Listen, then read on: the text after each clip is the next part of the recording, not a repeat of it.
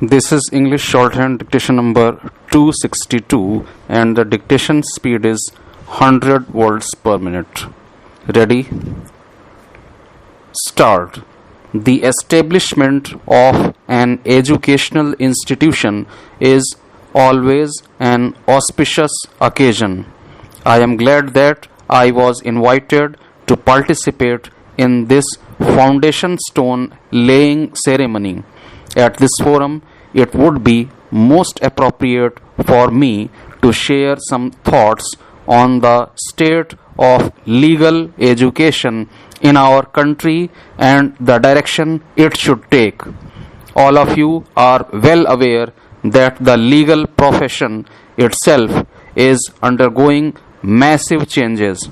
The young law graduates now have a range of opportunities to choose from. While joining the chamber of a senior practitioner is the most commonly adopted route, opportunities have also emerged in commercial practice as well as research and voluntary sector work.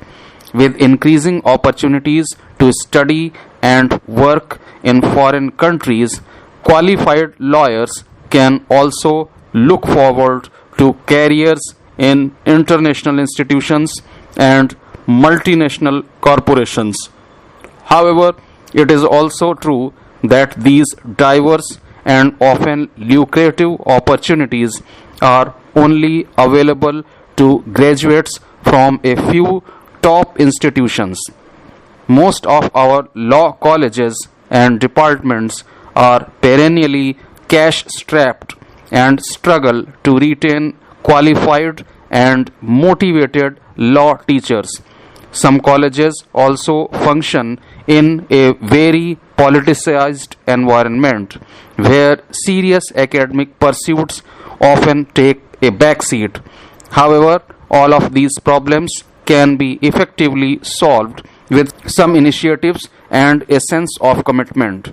In this regard, we must recognize the role of our law schools in not only preparing individuals for the bar and judiciary, but also as the breeding grounds for democratic values and meaningful social engagement. Most of the leading lights of our freedom movement were from a legal background, and in today's times, there is a compelling need for lawyers to play a transformational role in our society. Traditionally, legal education has stressed on the development of skills needed to conduct meticulous research, speak effectively, and respond to arguments.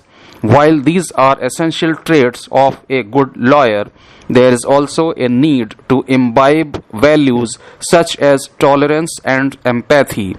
Building a successful legal practice also requires effective interaction with clients.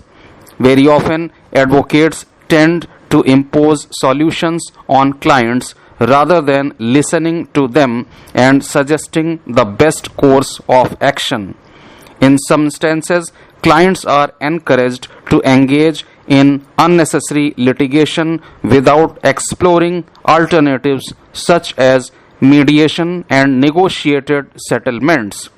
Even in the courtroom, both lawyers and judges often get entangled in excessive argumentation and technicalities, while losing sight of the real interests of the litigants. We are all encouraged to think like a lawyer and win arguments rather than coming up with mutually beneficial solutions. In many ways, this predisposition towards a combative style of functioning also goes back to the structure of our education system. In our present system, young law students are always competing against each other to do well in academics and eventually secure good job opportunities. However, this spirit of competition should also be channeled in creative and innovative ways which give them better preparation for their careers. Our law schools must be conceived of as spaces that encourage rational and critical inquiry into socio-economic realities, meaningful practical experience through participation in legal literacy programs, involvement with NGOs, and regular visits to institutions such as courts, police stations, and prisons, among others, will give students a chance to observe the law in action as opposed to the law in the books. Law students can actually play a vital role in spreading legal awareness among the disadvantaged sections.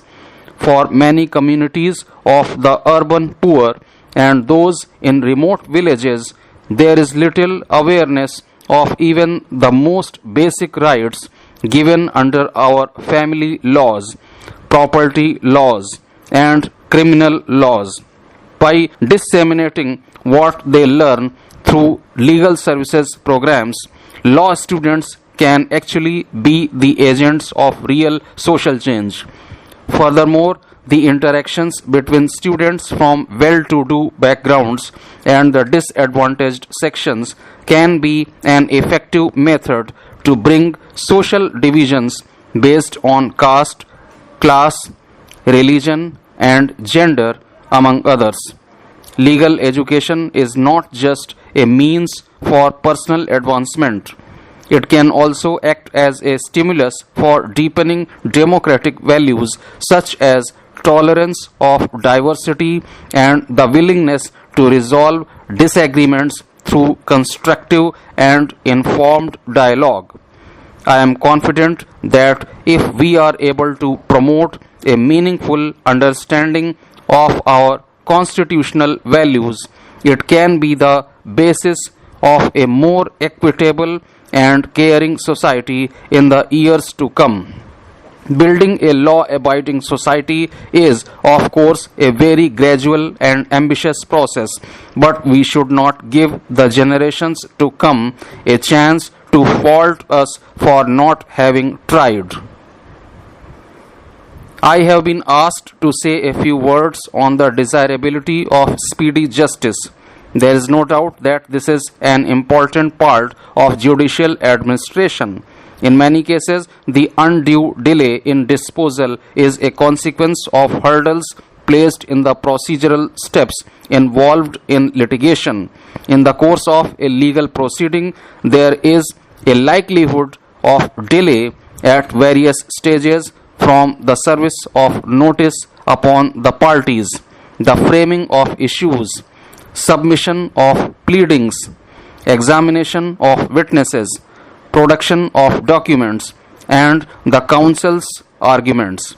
If a party anticipates an adverse result, there is a tendency on part of litigants or practitioners to place obstacles in these proceedings.